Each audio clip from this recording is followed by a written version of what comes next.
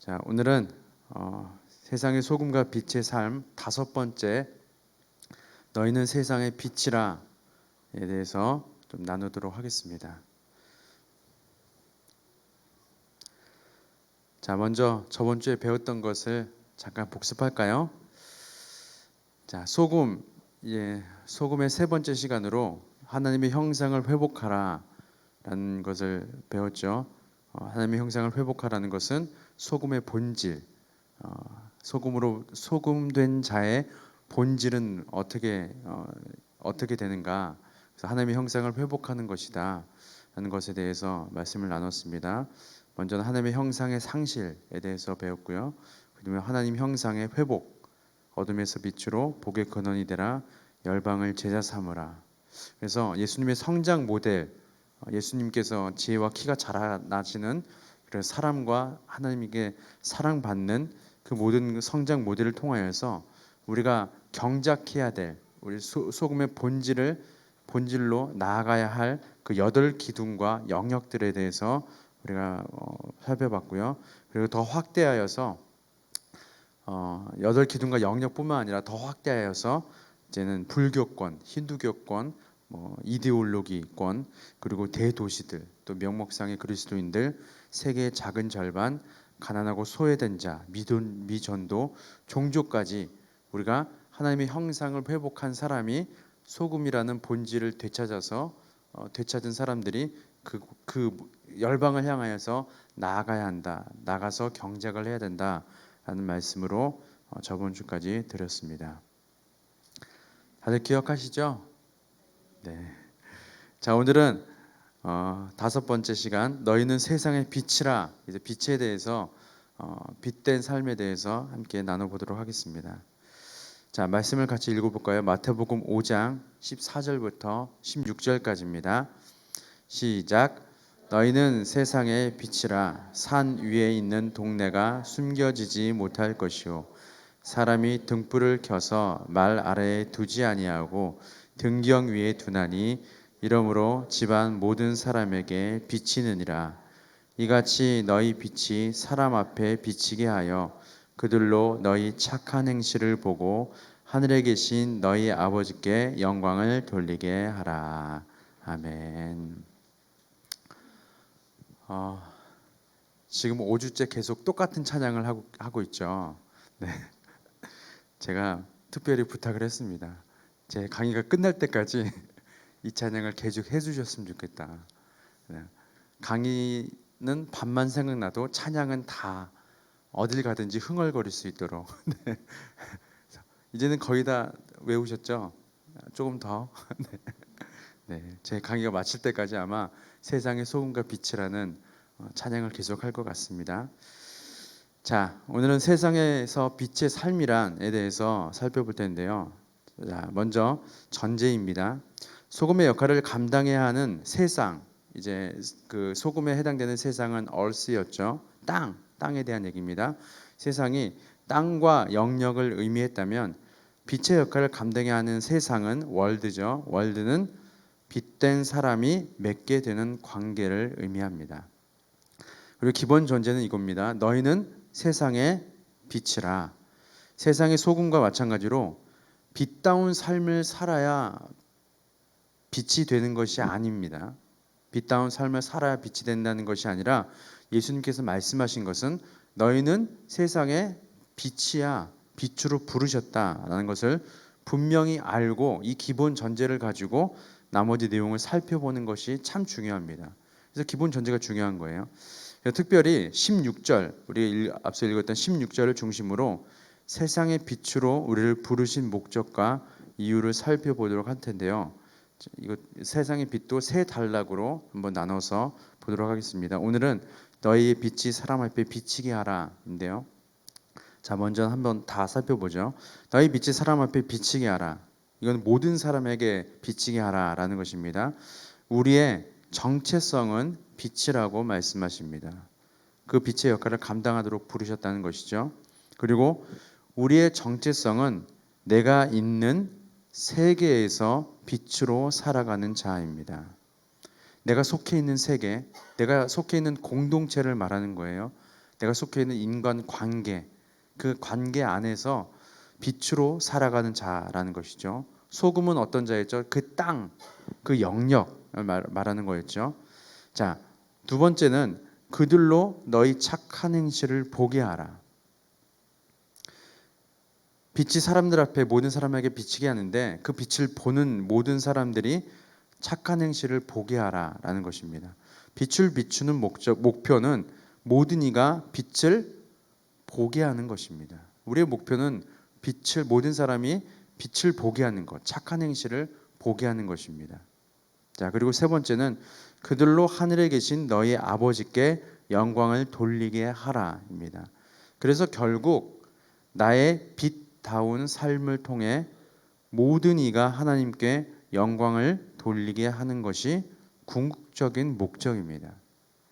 우리의 모든 목적은 하나님 앞에 영광을 돌리게 하는 거예요. 모든 만물로 하여금, 모든 사람으로 하여금, 우리가 만나는 모든 사람들로 하여금 하나님 앞에 영광을 돌리게 하는 게 목적입니다.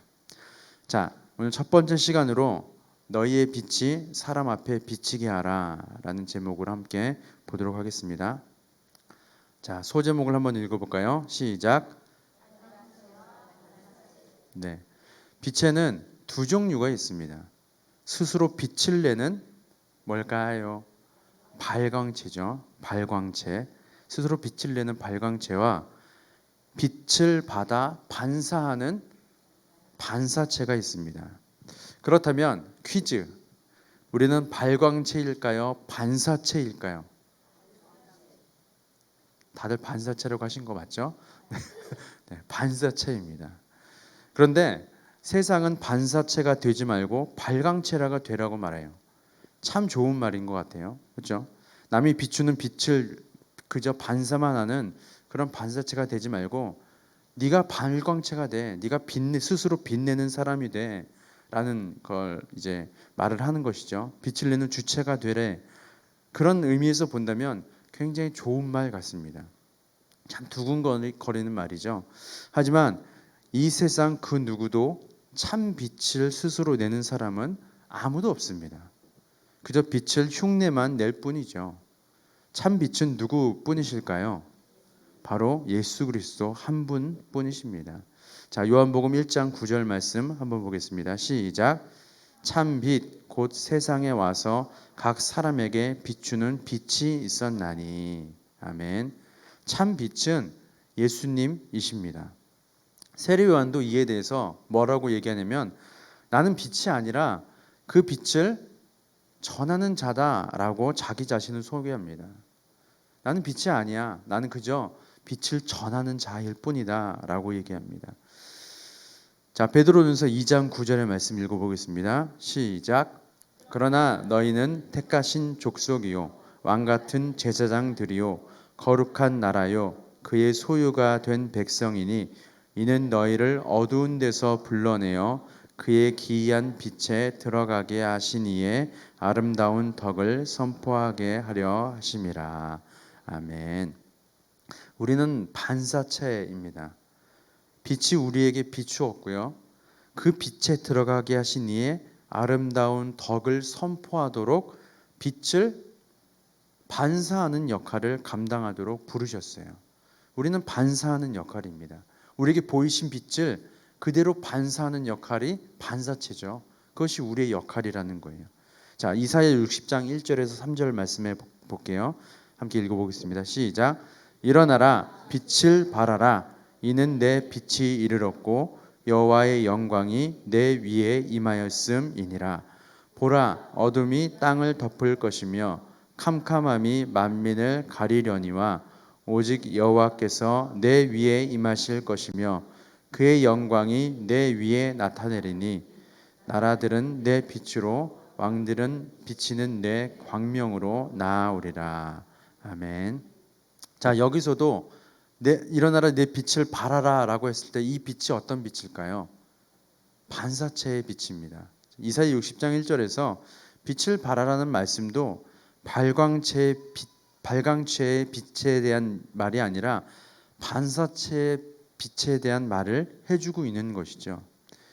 그래서 이는 내 빛이 이르렀는데 여호와의 영광이 내 위에 임하였기 때문이다라고 이제 1절에서 부연 설명을 하고 있죠. 이는 내 빛이 이르렀대요. 이르는데 여호와의 영광이 내 위에 임하였기 때문에 너희가 빛을 발할 수 있는 거다라고 친절하게 설명하고 있습니다.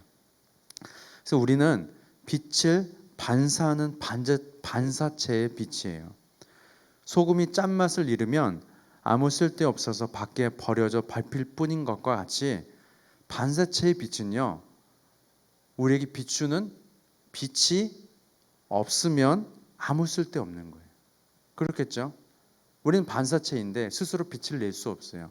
우리는 반사체인데 우리에게 빛을 비추는 발광체가 사라지면 아무 쓸데없어서 어둠 속에 가려질 뿐입니다.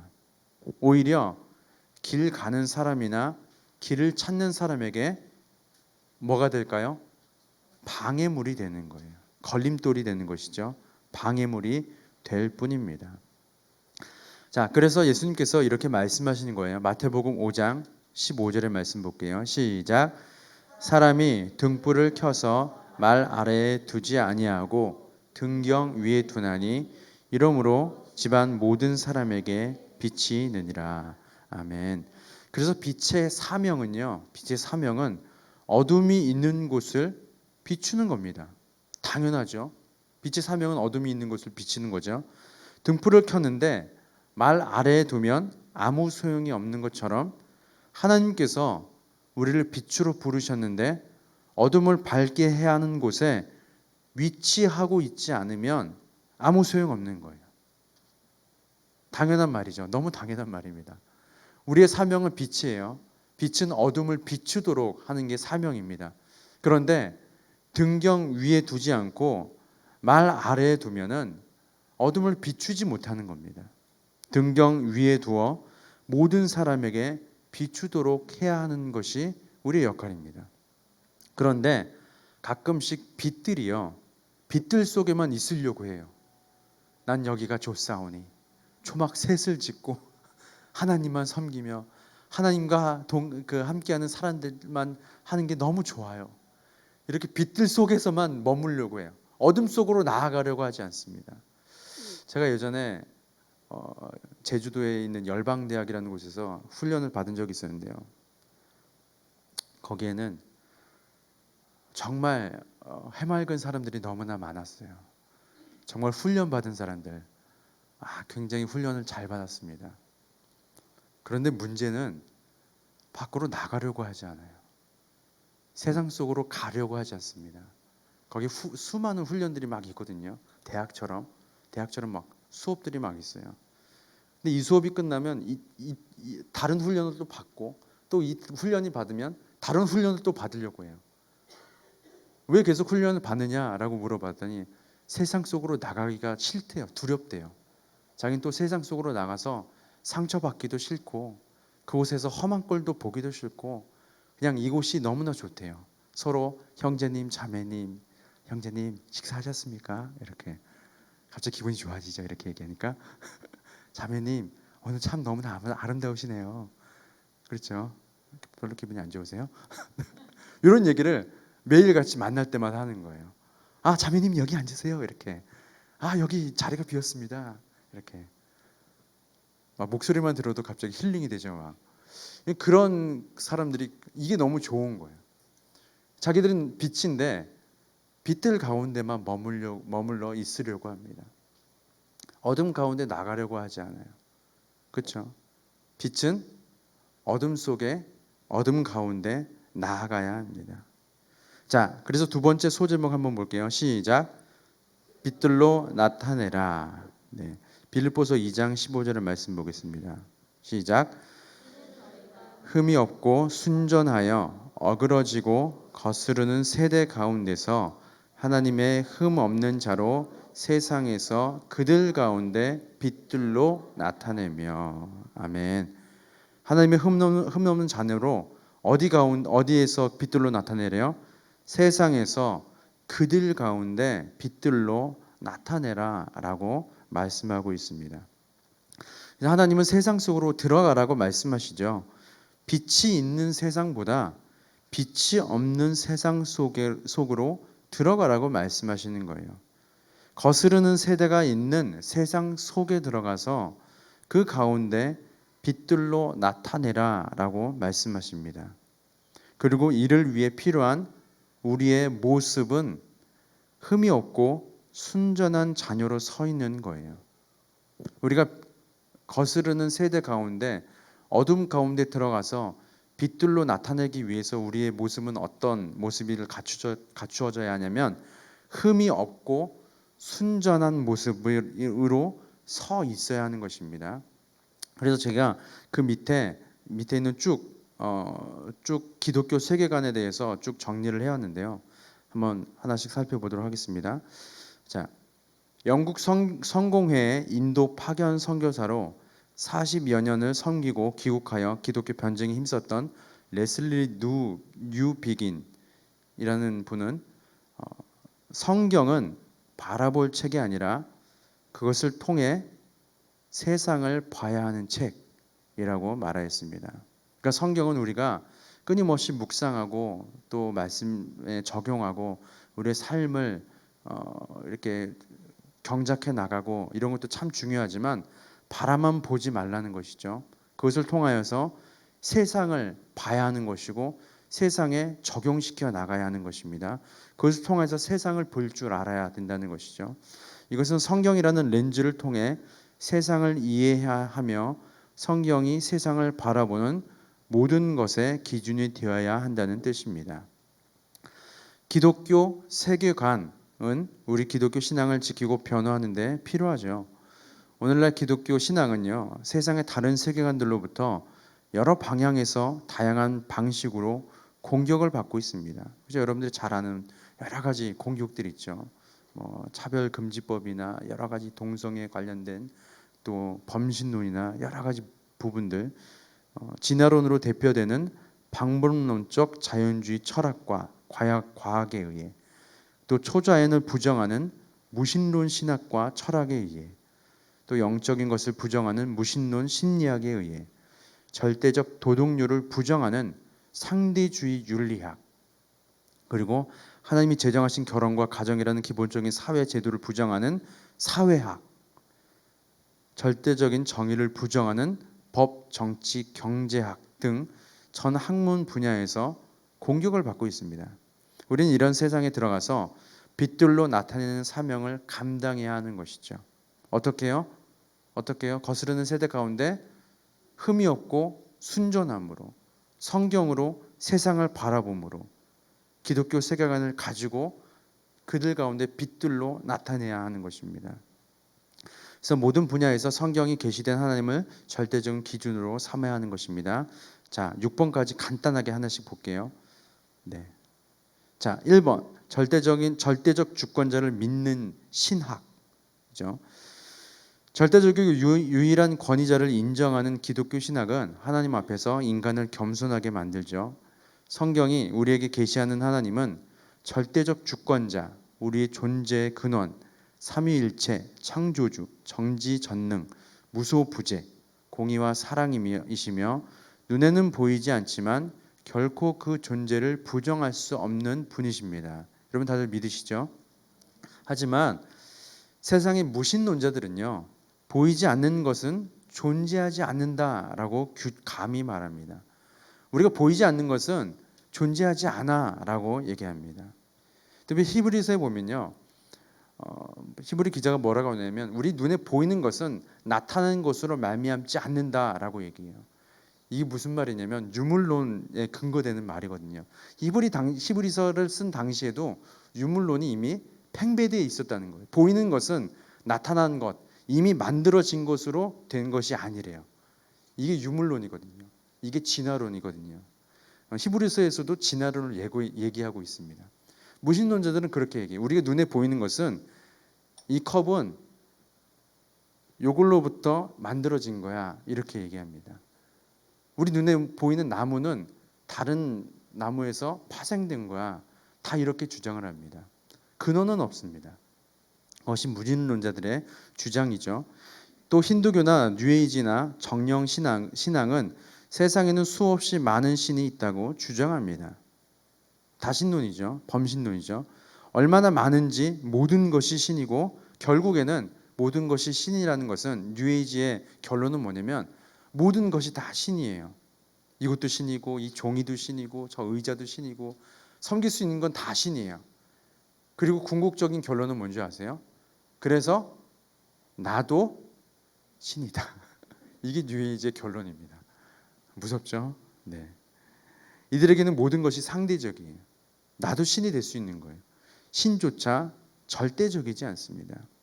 그런데 우리는 절대적 주권자를 믿는 하나님의 성품에 대해서 아까 쭉 나열했죠. 그런 하나님을 믿고 있는 우리들이라는 그 안경을 쓰고 이 세상 가운데 나아가야 한다는 것이죠. 자, 두 번째는 예수 그리스도라는 절대 진리를 인정하는 철학과 과학입니다. 자, 철학과 과학 가운데 우리가 나아갈 때 예수 그리스도라는 절대 진리를 인정해야 한다는 것이죠. 철학과 과학은 존재의 근원, 존재론과 지식의 근원, 인식론을 찾아가는 학문으로 지식의 근원과 변치 않는 영원한 진리를 추구해 나갑니다. 기독교는 내가 곧 길이요 진리요 생명이니 나를 말미암지 않고는 아버지께로 올 자가 없느니라 라고 선언하신 예수 그리스도만이 유일한 진리라고 말하며 하나님 아버지께로 이끄는 길이 진리임을 분명히 말하죠. 진리가 없다거나 다수의 진리가 있다고 말하는 다른 세계관은 설득력이 없습니다. 그런데 무신론은 눈에 보이는 물질적 우주가 우리 존재의 근원이라고 얘기해요. 앞서 말했죠. 진화 과정에서 인간에 이르러서야 생성된 이성이라는 것을 통해 지식을 추구할 수 있다고 생각합니다. 그러나 인간의 인식이 유한한데 세상이 발전하면서 지식은 지속적으로 팽창하고 있기 때문에 절대적인 진리는 없다고 말해요. 무슨 말이냐면 인간은 계속해서 진화하는 거예요.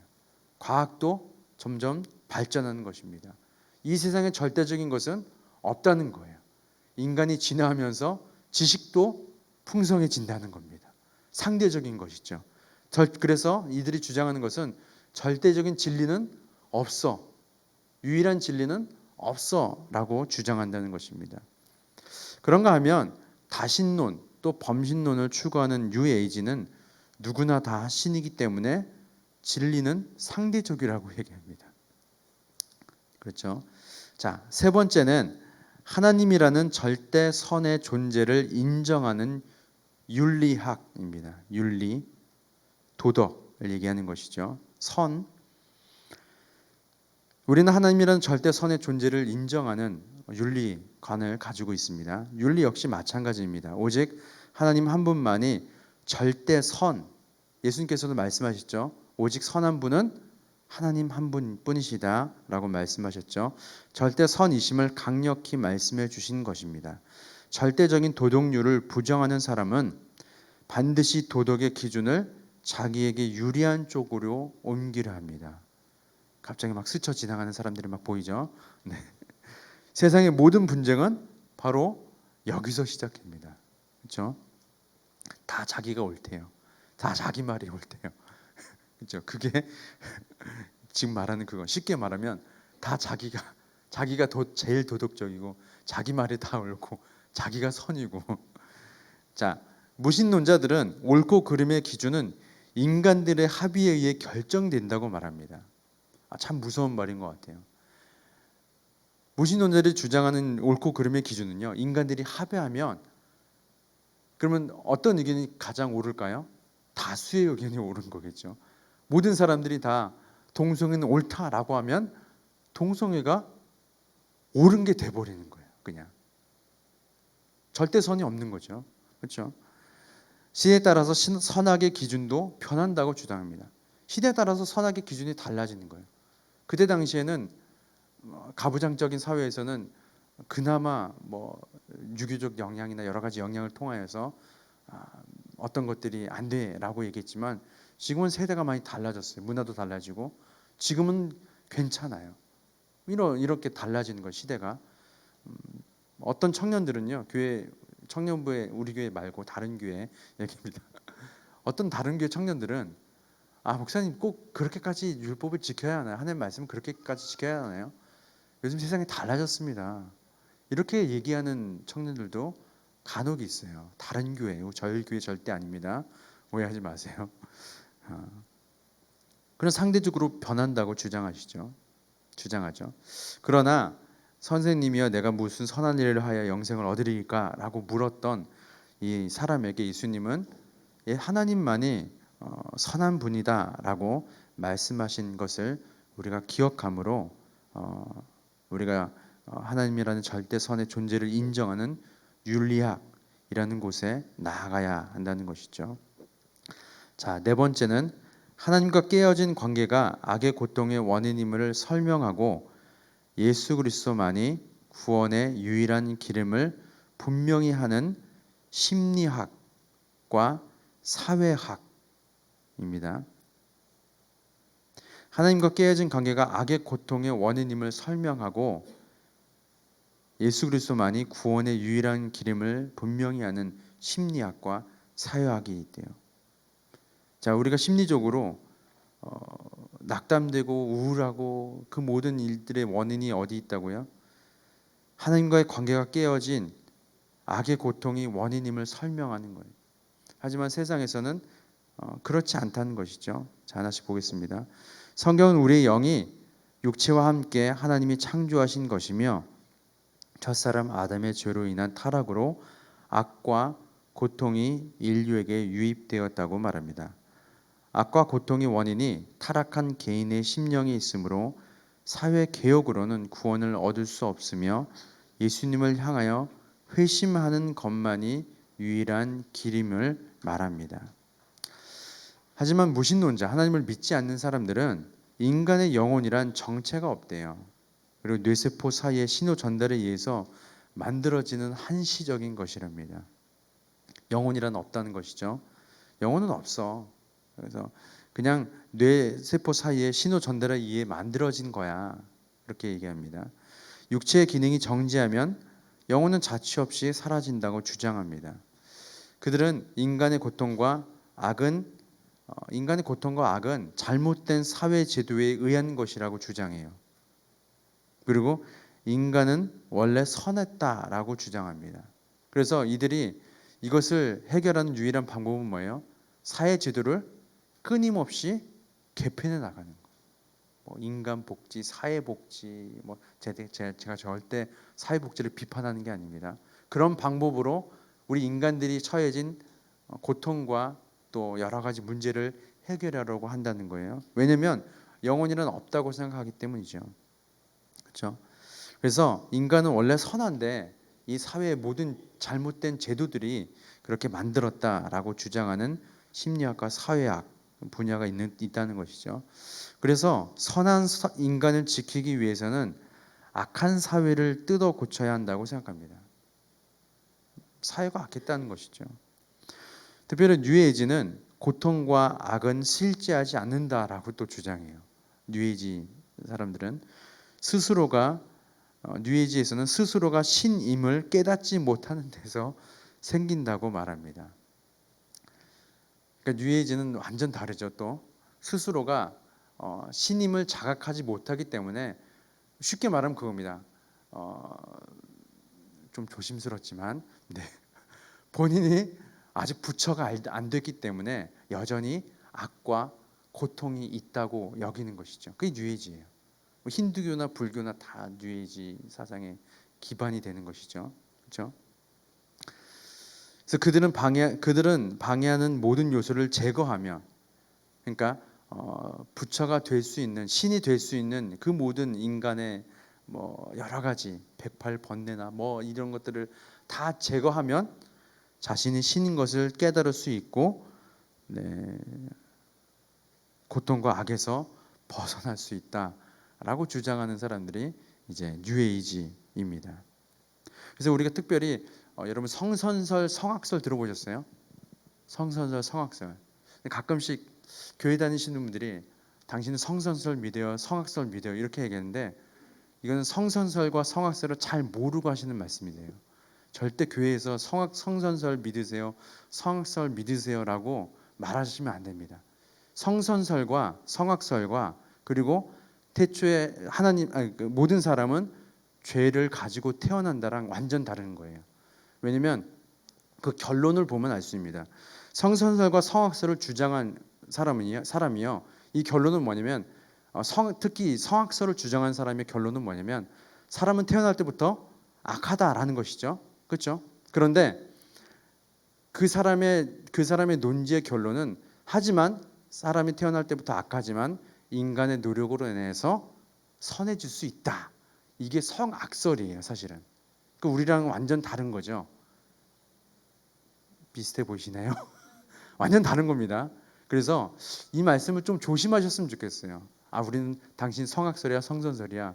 이건 아예 기독교랑 완전 다른 얘기입니다. 아셨죠? TMI였습니다. 재미없으시군요. 전 이런 게 재미있는데. 네, 자 5번째 보겠습니다. 사랑 가득한 공의라는 절대적 정의를 말하는 법, 정치, 경제학이 있습니다. 자, 사랑 가득한 공의, 참 멋진 말인 것 같아요. 그 사랑 가득한 공의를 기반으로 하는 절대적 정의를 말하는 법, 정치, 경제학이 있습니다. 하나님이 기준이신 것이죠. 자, 기독교는 하나님이라는 절대 기준 앞에 모든 사람이 동등하게 서야 한다고 가르칩니다.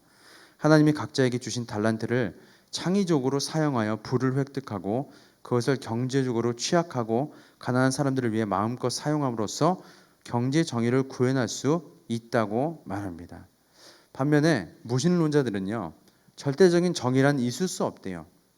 많은 사람들이 합의하는 것이 곧 정의라고 주장합니다. 앞서서 얘기한 것과 마찬가지죠. 따라서 법에서는 권력자들에 의해 자의적으로 만들어진 설정법이 정치에서는 권력자들이 원하는 것이 정의가 된다라고 얘기합니다.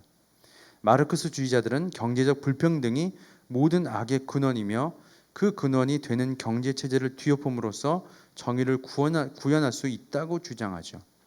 그래서 어떻게 해요? 공산당은 모든 부를 다 걷어서 분배하죠. 그게 마르크스주의자들의 모습이죠.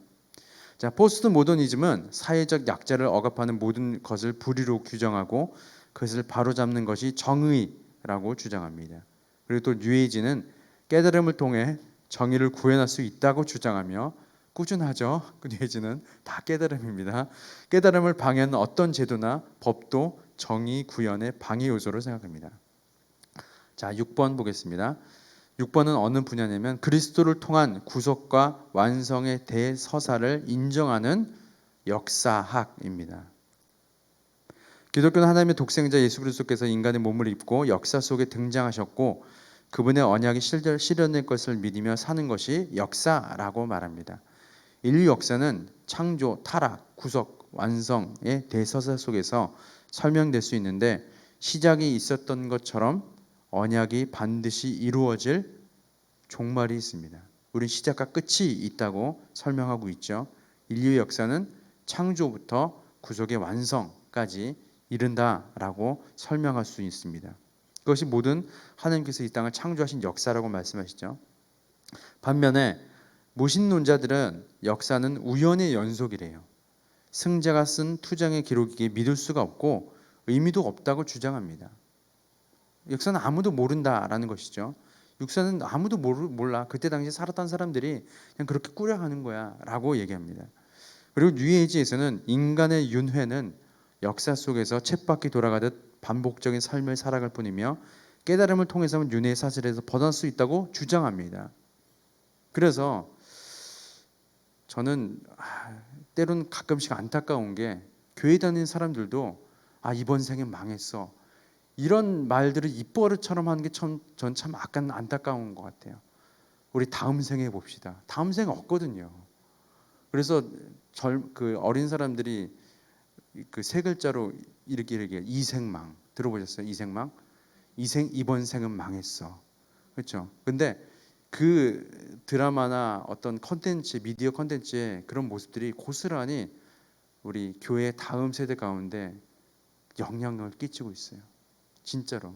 저희 교회는 안 그런데요. 다른 교회에서 학생부나 청년들이 우리 다음 생에 만나자. 다음 생에는 잘 살아봐야 되겠어. 이런 것들을 너무 습관처럼 얘기해요. 이게 어느 사상일까요? 윤회 사상입니다. 뉴에이지, 힌두교, 불교 사상인 거예요. 계속 윤회하는 목적은 뭘까요? 부처가 돼야 되기 때문에. 그래서 사실은 계속 TMI만 한 죄송합니다. 재밌으니까. 사실은 불교에서는 극락 세상이 없어요. 극락이 존재할 수가 없습니다. 계속 윤회해야 되기 때문에. 부처가 되는 게 끝이에요. 재밌죠? 나중에 또 기회가 되면. 자, 마지막 보겠습니다. 이 모든 기준이 성경 속의 삼위일체 하나님으로 수렴됩니다. 우리는 거스르는 세대 가운데 들어가, 원래는 가로를 쳐야 되는데 제가 가로를 못 쳤습니다. 올바른 세계관을 가지고 빛의 사명을 감당해야 합니다. 때로는 우리의 신앙에 대해서 변증을 해야 할 때도 있기에 기독교 세계관에 대해서 올바르게 알 필요가 있습니다. 하지만 하나님을 믿는 신앙이 진리인 것은 변증의 성공 여부에 달려있지 않다는 것도 알아야 합니다. 우리 신앙이 진리라면 아무도 믿지 않아도 진리인 것이고, 진리가 아니라면 모든 사람이 믿어도 진리가 아닌 것입니다. 자, 우리 성경적 리더십도 마지막으로 좀 시간이 갔지만 한번 보도록 할게요. 성경적 리더십. 그래서 우리는 빛들로 나타내는 모습이 어떤 모습이냐면 성경적 리더십으로 살아간다는 모습인 것이죠. 세상에서 소금의 역할을 감당하는 사람은 그가 밟는 땅에서 소금의 짠맛을 나타내며 하나님의 형상으로 그 땅을 경작하는 모습이라면, 세상에서 빛의 역할을 감당하는 사람은 다른 이가 그 빛을 보고 따라올 수 있도록 리더십을 발휘하는 모습입니다. 그렇다면 성경에서 말하는 리더십이란 무엇일까요? 성경적 리더십은 지위나 직함을 말하지 않아요. 자리에 대한 책임을 다하는 것을 말합니다. 성경적 리더십은 지위나 직함을 말하지 않고 그 자리에 대한 책임을 다한다라는 것이죠. 모든 사람은 동등합니다. 그리고 또한 성경적 리더십은 가치를 말하지도 않습니다. 리더십이 가진 가치를 말하기보다 리더십이 주는 영향력을 말합니다. 그래서 하나님이 원하시는 사람은 영향을 받는 사람이 아니라 영향을 주는 사람이죠. 그리고 그 영향력은 하나님에게서 나오는 것입니다. 예수님 우리 삶에 가장 큰 영향력을 주신 분이십니다. 우리를 빛으로 부르셨는데 그 빛은 발광체가 아닌 반사체라고 하였습니다. 그리고 반사체가 빛을 내기 위해서는 발광체로부터 오는 빛을 받아야 합니다. 따라서 성경에서 말하는 리더십은요, 빛 대신 예수 그리스도를 어떻게 될까요? 본받아 그 빛으로 다른 사람을 이끄는 영향력을 갖는 것을 말하는 것입니다.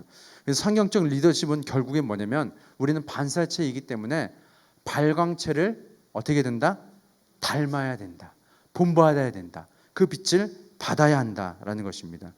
예를 들면 그 사람과 함께 있을 때 사람이 더 자유로워지고 더 성숙해지고 더 성장하고 하나님과 더 가까워지고 더 기쁨이 늘어난다면 그 사람을 영향력을 발휘하고 있는 것입니다. 반대로 그 사람과 함께 일하면 상처를 받고 영적으로 후퇴하고 갈수록 기쁨이 사라진다면 그 사람에게는 영향력이 없는 것입니다. 자, 결론입니다. 예수님은 우리를 세상의 빛으로 부르셨습니다. 빛의 사명은 어두움이 있는 곳을 비추는 것입니다. 그리고 이를 위해 필요한 우리의 자세는 흠이 없고 순전한 자녀로 서 있는 것입니다.